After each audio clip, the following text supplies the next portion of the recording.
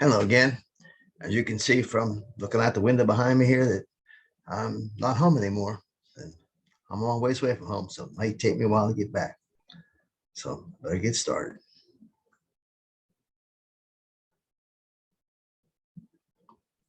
We're going to do chapter 12 here. We're doing chapter 12 for only one reason. It comes after chapter 11. Logical enough, isn't it? Called regaining control. In other words, after everything is done, how do we regain control of the site? That looks like part of people doing that. Chapter objectives here discuss a scene size up, identify different incident zones, understand emergency corridor requirements, discuss performance control procedures, and determine the different types of releases. Also identify various mitigation and containment equipment and understand the various containment and mitigation techniques that can be used. The scene size up. Upon initial entry, responders need to conduct an initial scene size up. They'll be looking at potential site hazards, terrain, environmental conditions, appearance, odors, and setting up zones. OSHA requires a minimum of level B for initial site entries and unknown atmospheres. Talked about those in the last chapter. Detection and monitoring equipment will be crucial during this phase. With resources, responders can ensure scene safety. Zones are set up according to the initial isolation distances and protective action distances. Conducting area monitoring will help distinguish contaminated areas. If unknown, mixed cargo guide can be used. Based on the initial isolation distance and initial entry monitoring, the contaminated area will be identified. This is called the exclusion zone, or also called the hot zone, the red zone, the contaminated zone. So the exclusion zone is called all those things. It makes sense, doesn't it? Hot zone, exclusion zone. A hot zone there. I don't think the zone actually does that, but inside the exclusion zone, corridors will be set up. And these won't be walls, but they'll be corridors. Hot entry area, decontamination, corridor entry, and emergency egress. The entry corridor should be free of standing liquid, wide enough for personnel to enter, have proper lighting, be well marked, and free of hazards and safety risks. Of course, the entry corridor into the exclusion zone, the hot zone. The emergency corridor is used for escape during emergencies. Explosions, bleeds, wind shift, inclement weather, and injuries could require emergency evacuation. A safe haven should be established. The emergency equipment should be readily available, such as first aid, emergency decontamination, communication equipment. Constant communication with the incident commander is necessary once evacuation begins. We have to evacuate. These corridors should be established prior to entry. When establishing corridors, consider wind direction, uphill, assembly area, distance, terrain, a lot of things to be considered here. And remember, every site is going to be different, and it could be vastly different.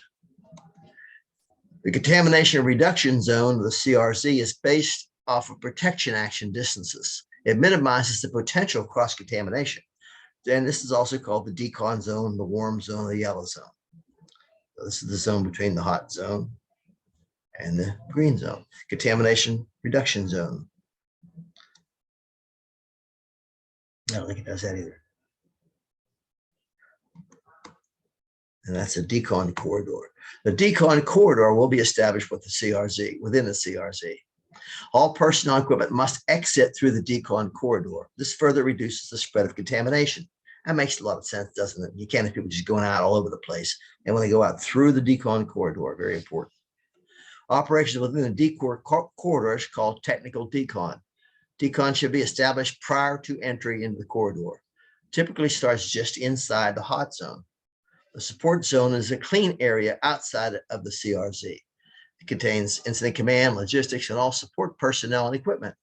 And that's also called the cooled zone, green zone, or command area. So you have a support zone, and that is kind of a safe area outside of all the hazardous areas.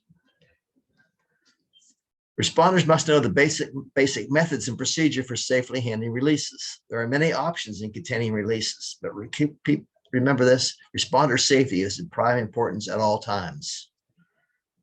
All for that. After identifying the hazardous material, the hazards with the release are assessed. Responders must be informed on the material involved, how to recognize symptoms, all safety procedures, and the response objectives. The safety officer will conduct a safety briefing prior to initial entry, at least one per day and as needed. Responders are briefed on all hazards, risks, and how to respond safely. The incident commander will determine appropriate mitigation techniques based on the incident, conditions, risks, and responder information. This is determined upon the type of release as well. There are numerous types of releases that each have their own individual risk and control measures needed. Release types include air releases, land spills, waterways, contamination of groundwater. Leaks can be classified into 4 different types: puncture. This is type, I'm talking about leaks now: puncture, closure failure, plumbing failure, container failure. Methods to contain and control the leak will be determined on numerous factors. The equipment used may be complex or very simple. Containment methods include mechanical devices, inflatable devices, absorbent pads and booms, containment boom, dams and dikes, overpacks and containers, siphoning, covering. There you have some absorbent pads. There's I think they call them pigs nowadays. So you put them, that'll be very absorbent of the material. And a lot of them float on water because, like, if you have oil or something like that that floats on water, that's the sense of having something going deep in the water if it's on top. So containment equipment may also include overpack drum, plug and patch kits, drum dolly, drum lifts, chlorine A, B, and C kits, belly patches, cylinder coffins. Sounds morbid, but a coffin, it makes sense. You put something in it and seal it in there. Containment. That's a chlorine A kit and a B kit and a C kit. Control methods include patching containers, plugs and forms, T-bolts and toggles, inflatable devices, strap-on devices, tapes and patches, formed in place devices, putties and pastes. There are a lot of different ways to try to control a leak. Transfer it into something else, vacuum it, vapor dispersion, vapor suppression, chemical methods, neutralization, solidification.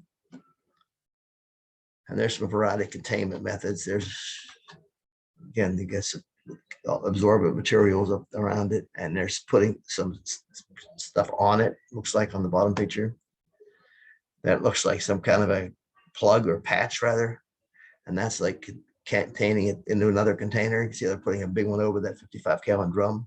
Makes a lot of sense, doesn't it?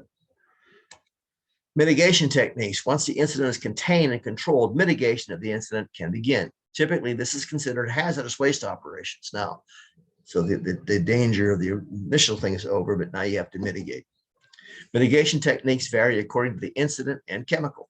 It can be simple or complex. Methods used may be the same as your decon methods, maybe.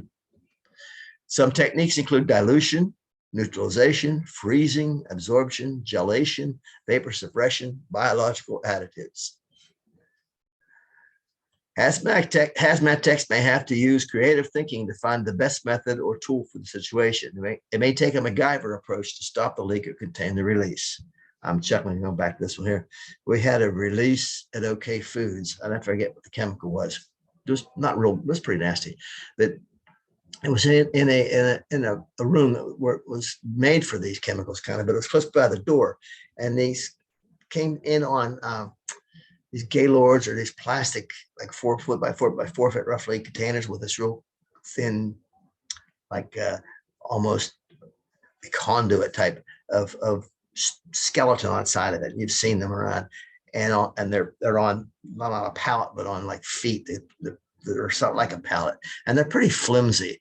And when they came in, I don't know why the receiving department wouldn't look at these things and reject the ones that aren't 100% right. So they come in and they're damaged, and when you use them, and this was sitting on the concrete, and they told the forklift driver to kind of pick it up from the put his forks under it, and I'll even sit flat on the concrete that was not off the concrete for his forks to get under it.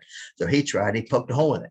Well, this come rushing out of there and ran out the building and ran down and ran all the way down the property, and they're trying to keep it on our property, and they did so.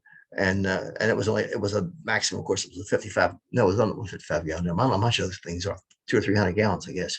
And so the plant manager kept saying, well, dilution is the solution to pollution. And they finally got it, put some lye on it, and got it kind of contained. And so it didn't get off site. And I don't remember what the chemical was, but I do remember if you stood there next to it, it wasn't very pleasant. All right, hot zone entry. Going to go into a hot zone. Once you enter the hot zone, certain procedures need to be followed. Before any team enters, decon must be established. In other words, before you even go in, you have to know what's going to happen when you come out.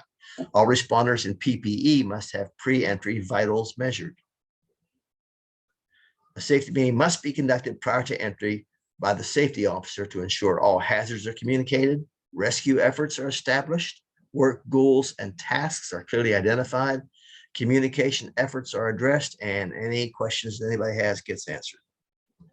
Once you enter the hot zone, certain procedures need to be followed. The buddy system is mandatory, and that's a great idea. You should never have somebody all by themselves. The 2 in, 2 out rule helps to ensure a rescue team is established. So that's a very good idea.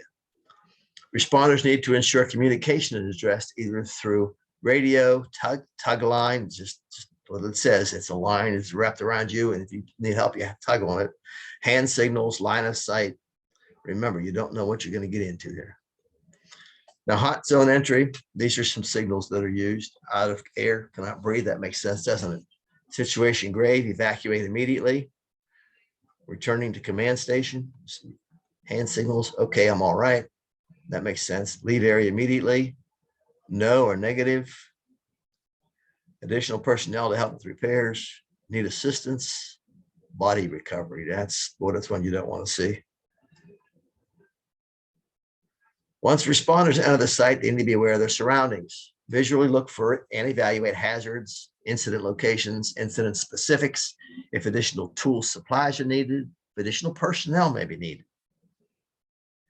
Identify exit routes and means of egress in case emergencies arise. If victims are present or a fellow responder goes down, have a plan of how to conduct extrication. Once all entry tasks have been completed, leaks are stopped and spill contained, the emergency is over and remediation can begin. So that's that for that chapter 12. We'll get down to the end of this thing here. And don't forget, read the book. That's it for now.